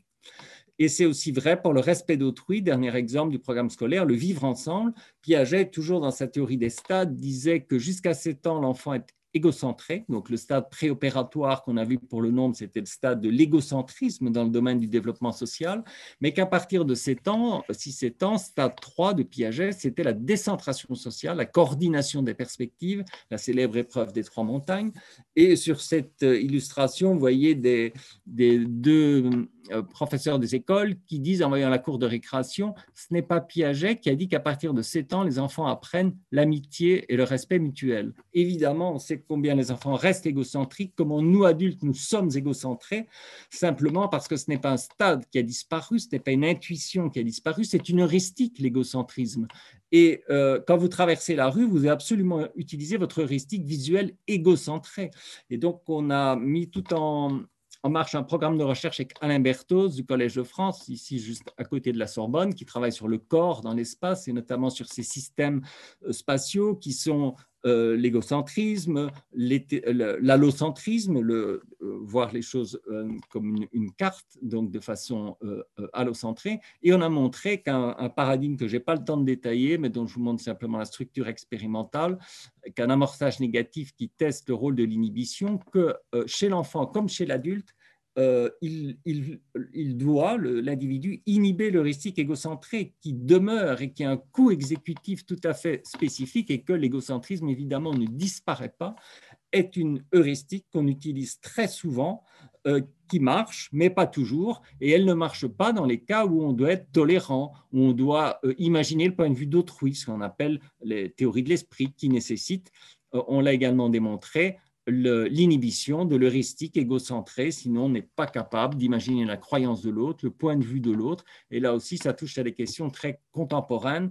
Le communautarisme, l'enfermement dans les perceptions du groupe, que ce soit chez l'enfant comme chez l'adulte, est typiquement un défaut d'inhibition de l'égocentrisme qui reste un défi à tous les âges. Et là aussi, les précurseurs de l'éducation nouvelle, que ce soit Montessori ou Freinet, dont j'ai peu parlé, avaient déjà mis en place leur pédagogie pour la paix de l'humanité. C'était l'époque des guerres mondiales. Et toutes les pédagogies, tant Freinet que Montessori, avaient comme but d'intervenir à l'école maternelle pour former des citoyens en paix lorsqu'ils seront adultes. Et je veux aussi insister sur cet aspect de nos recherches, l'inhibition pour la paix, pour la tolérance, et qui nécessite d'inhiber son propre point de vue pour activer le point de vue d'autrui. Et ce n'est pas du tout une affaire résolue comme le croyait Piaget lorsque l'enfant réussit l'épreuve des 3 montagnes, ça reste un défi tout au long de la vie. Je termine par ces diapos sur les coffrets que je vous avais présentés. On a aussi créé 3 jeux pour les maternelles qui s'appellent FlexiGame, qui sont déjà traduits dans une dizaine de langues, qui entraînent les fonctions exécutives, dont le contrôle inhibiteur dès la maternelle. Pardonnez-moi d'avoir été un peu long et je vous remercie de votre attention. Alors, merci beaucoup pour cette très belle conférence. Merci Olivier. Ouais. Donc, je vais passer la parole aux participants. La question, c'est de Stéphanie là, qui intervient en disant, question, 2 points, les phylocognitifs complexes ont-ils plus de facilité avec l'inhibition? Donc, pour les personnes à haut potentiel, ce qu'on appelait les surdoués, etc. Alors, c'est une très belle question, une vraie question. Vous savez que le laboratoire d'où je vous parle et le bureau précisément dans lequel je suis fut celui d'Alfred Binet jadis, qui a inventé les échelles de développement mental, qui ont conduit ensuite au quotient intellectuel. Alors, c'est une question qu'on nous a souvent posée et sur laquelle maintenant on travaille. Une doctorante qui réalise une thèse CIFRE avec Cogito, que vous connaissez peut-être, qui est le système qui encadre avec Jeanne, dont j'oublie le nom de famille, la grande spécialiste des enfants à haut potentiel en France, qui écrit beaucoup de livres chez Odile Jacob. Donc, mon hypothèse, c'est que, en effet, ils sont rapides et qu'ils inhibent très vite les heuristiques. C'est-à-dire qu'ils perçoivent l'heuristique, ils perçoivent le piège et ils l'inhibent pour activer l'algorithme. Et que donc, c'est vraiment lié en effet à une question de vitesse, de rapidité. Alors, on est en train de tester cette hypothèse, mais qui peut avoir des conséquences parce que ça veut dire que dans ce cas-là, il y a un sens à regrouper dans une même classe les enfants à haut potentiel plutôt que de les mélanger avec la population générale parce que comme ils perçoivent beaucoup plus vite le piège et ils inhibent plus rapidement, ça veut dire qu'ils vont répondre bien et mieux que les autres et plus rapidement que les autres et que, ayant fait cela quelquefois, ça veut dire qu'ils se font mal voir par les autres parce qu'ils répondent toujours bien, plus vite, ce sont les favoris du maître ou de la maîtresse. Et puis, pour finir, ces enfants-là, alors qu'ils ont trouvé la bonne réponse, donc je dirais à mes termes, alors qu'ils ont inhibé très vite le récit correspondant au piège, ils ne donnent pas la réponse, ou ils font semblant qu'ils se trompent, ou ils inhibent en quelque sorte l'inhibition, si vous voulez. Donc, ça crée des phénomènes tout à fait complexes, y compris, on le sait, une inadaptation sociale, un échec scolaire. Donc, comme ils pourraient tous penser très vite et inhiber très rapidement, il y aurait du sens pour un certain nombre d'apprentissages à les mettre ensemble dans une même classe, et donc ils pourraient exercer leur vitesse d'inhibition dans des tas de situations et les mettre par ailleurs mélangés avec la population générale pour tout ce qui est compétences socio-émotionnelles, prise en compte du point de vue d'autrui, etc. Donc voilà, mais ce sont encore des hypothèses de travail, on n'a pas de données dessus, mais bien sûr, il faut se poser cette question parce que si le cœur de l'intelligence, c'est le contrôle inhibiteur, évidemment, on peut penser qu'il y a des données qui montrent qu'il y a des items de tests de QI qui correspondent vraiment à ce qu'on appelle aujourd'hui inhibition et qui mériteraient d'être mieux testés en fait. Alors, deux questions aussi. Alors, une première, c'est toujours sur ta théorie de l'inhibition. Est-ce que les pratiques de l'attention issues de la mindfulness ont un effet positif sur les capacités d'inhibition? Alors, oui, il y a des données qui vont en ce sens et on a réalisé une très grande expérience sur une grande cohorte d'enfants et d'adolescents où on entraînait le contrôle inhibiteur avec des jeux sur tablette, 15 minutes d'entraînement par jour. Donc, il y avait un entraînement à la mémoire de travail qui était un contrôle pour nous, puisque moi, je focalise sur l'inhibition et d'autres théoriciens considèrent que c'est la mémoire de travail qui se développe au cours du développement. Si vous le savez, moi, je n'y crois pas. Je crois qu'en effet, la mémoire de travail se développe, mais qu'en mémoire de travail, on doit être capable d'inhiber des items interférents et que la seule quantification de la mémoire de travail ne suffit pas à comprendre ce phénomène. Mais donc, on testait néanmoins un entraînement à la mémoire de travail, on testait un entraînement à l'inhibition avec des petits jeux d'inhibition sur tablette, 15 minutes tous les jours, et ayant construit ce paradigme avec un pré-test en imagerie cérébrale et un post-test après un mois d'entraînement en imagerie cérébrale, et compte tenu du succès, en effet, des pratiques méditatives de pleine conscience qui émergeaient et des livres publiés, comme vous le savez, dans toutes les librairies et très, très lus avec ces pratiques de méditation et de pleine conscience adaptées à l'enfant, y compris avec un DVD inséré dans ces livres, eh bien, on s'est dit, compte tenu du fait qu'on avait une expérience en cours, on a ajouté une condition pleine conscience et on a entraîné tous les jours un groupe d'enfants à la pleine conscience en construisant, et je l'ai fait moi-même avec une collègue, des petits jeux sur tablette qui reprennent exactement les items qu'il y a dans les entraînements à la pleine conscience. Et on a des premières données en cours qui montrent que cela modifie ce qu'on appelle la condition la ligne de repos en imagerie cérébrale, c'est-à-dire le réseau de repos par défaut, qui est très exploré en neurosciences parce que ça veut dire l'état en quelque sorte du cerveau indépendamment de toute tâche, donc qui correspond assez bien à ce qu'on peut appeler la pleine conscience. Et on a une modification tout à fait nette chez les enfants qui ont eu cet entraînement. le lien avec le contrôle inhibiteur n'est pas encore démontré, mais on peut faire l'hypothèse suivante, c'est-à-dire que, bon, vous connaissez, si vous posez cette question, c'est que vous connaissez ces pratiques. Vous savez que le but, c'est quand même de lâcher prise, d'évacuer les émotions, précisément d'évacuer les interférences. Donc, on comprend bien le lien possible avec l'inhibition, mais le but ultime de la méditation, c'est de lâcher aussi le processus de contrôle lui-même. Et donc, je pense qu'au final, ça pourrait être l'inhibition de l'inhibition. Très bien, merci. Est-ce qu'il y a d'autres questions? Alors, il y a différentes questions dans le chat, j'arrive pas à tout, parce que du coup, moi, c'est du successif. Alors, il demande, ah oui, la dernière, c'est peut-on trouver ce jeu sur une application pour l'entraînement à l'inhibition et à la mindfulness?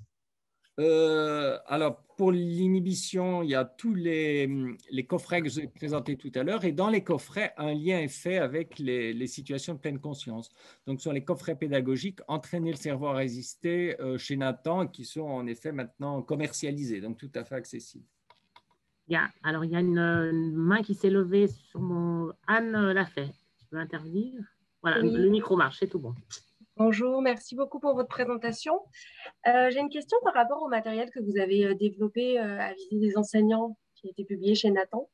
Oui. Je suis un peu surprise de la représentation visuelle des robots qui me paraissent, mais c'est peut-être mes propres représentations qui me font défaut.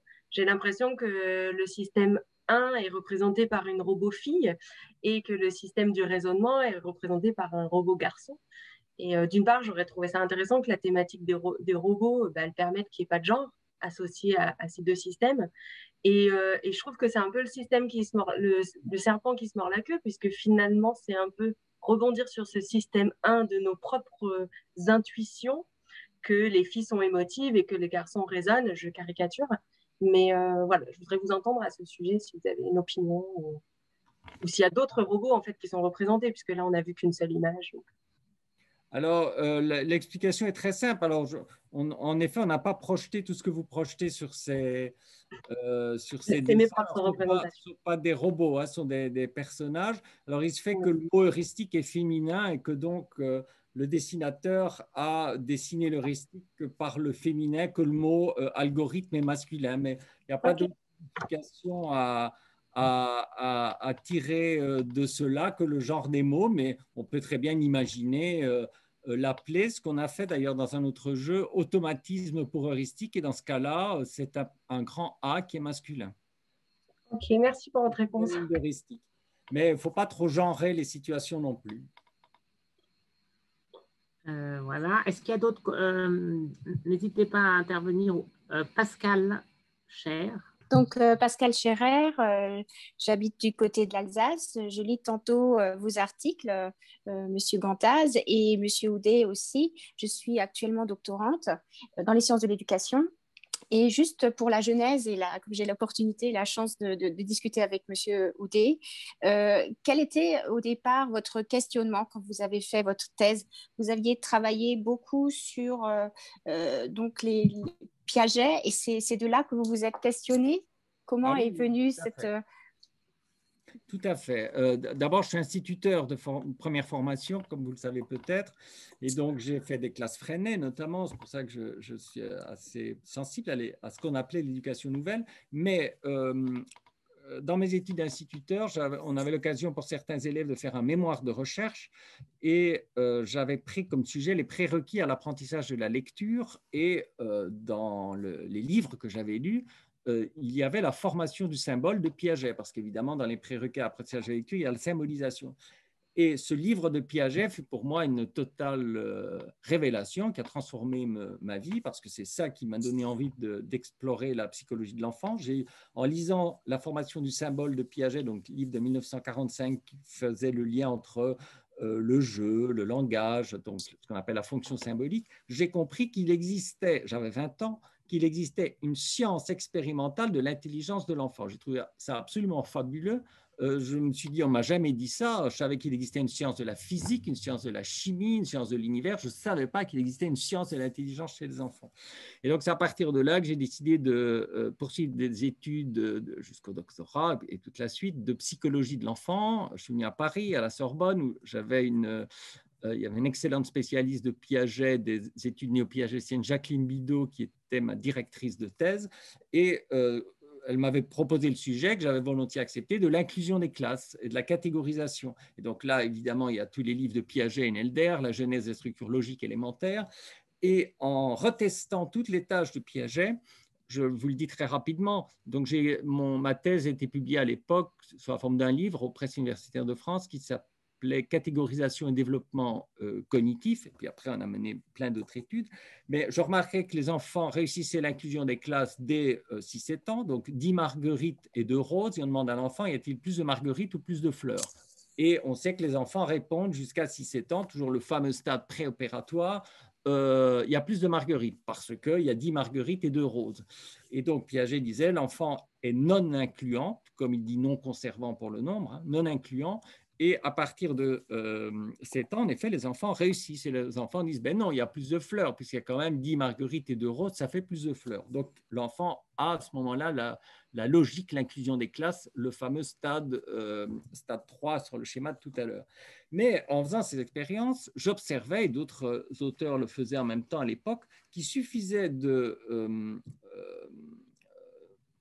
contre-suggestion et de dire à l'enfant, d'accord, tu dis qu'il y a plus de fleurs en tout, donc qui était la bonne réponse. Mais est-ce qu'on peut faire quelque chose ou ne peut-on rien faire pour avoir plus de marguerites que de fleurs?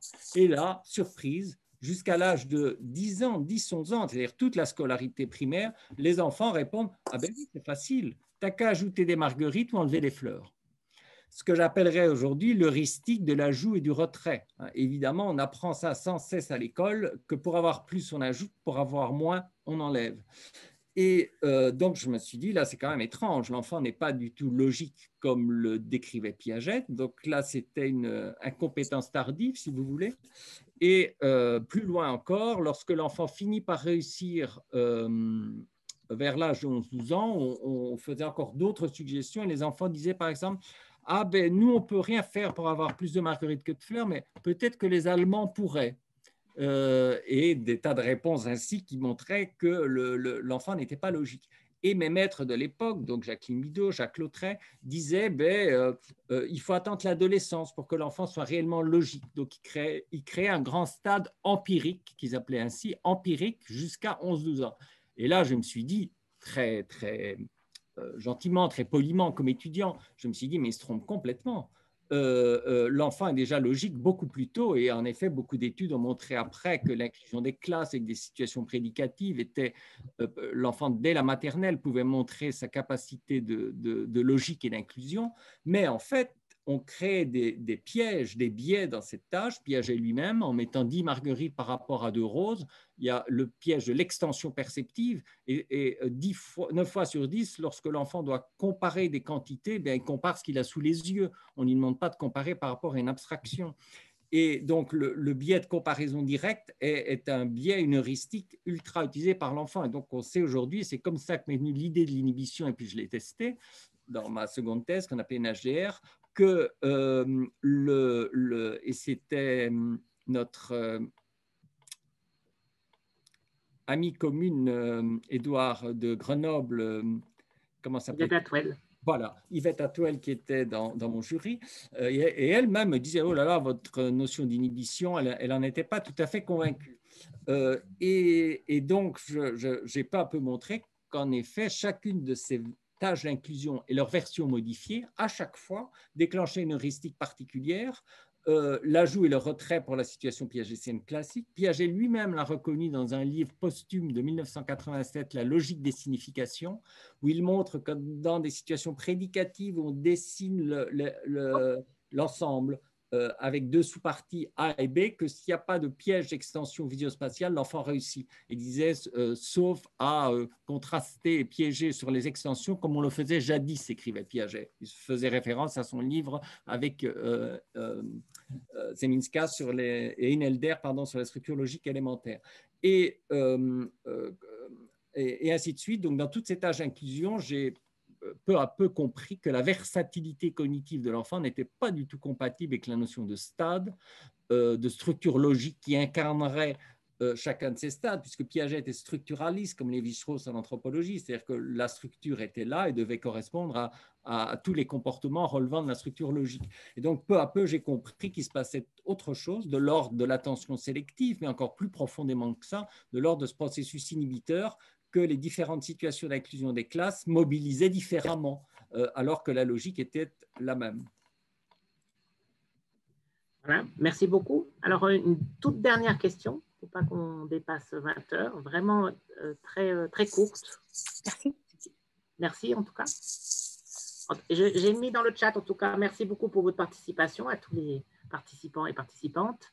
N'hésitez pas aussi à vous abonner à notre chaîne YouTube Archives Jean Piaget. Vous pourrez retrouver toutes les interventions des différents conférenciers et celles du professeur Houdet dans quelques jours. Et elles sont accessibles et disponibles. Vous pouvez aussi consulter le site des archives si vous voulez aller vous replonger dans toutes les archives dont nous disposons et qui ont été mises à disposition au grand public. En tout cas, vraiment, merci beaucoup, Olivier, pour cette très belle intervention. Édouard, et je voudrais dire combien je suis attaché au travail que fait Édouard pour les archives Jean Piaget.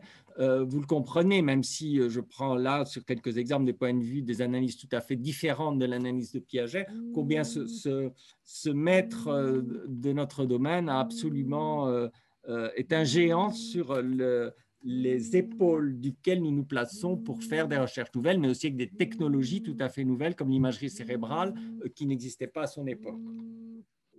Absolument, je partage tout à fait ton point de vue. J'avais même dit, on avait fait à un moment donné ce Google Scholar dans les 3 scientifiques les plus cités au monde. Il y a le premier, c'est Einstein, deuxième Freud, troisième Jean Piaget. Voilà. N'oublions pas, voilà, sur Google. En tout cas, vraiment, merci beaucoup, Olivier. C'est une très belle conférence. Et alors, je vous souhaite à l'année prochaine. Un numéro en accès libre via Anae sera disponible dans les prochains mois pour retrouver toutes les interventions. Tout est sur YouTube et sur notre site. Merci à vous beaucoup pour cette participation et à très bientôt pour de nouvelles aventures. Au revoir, merci.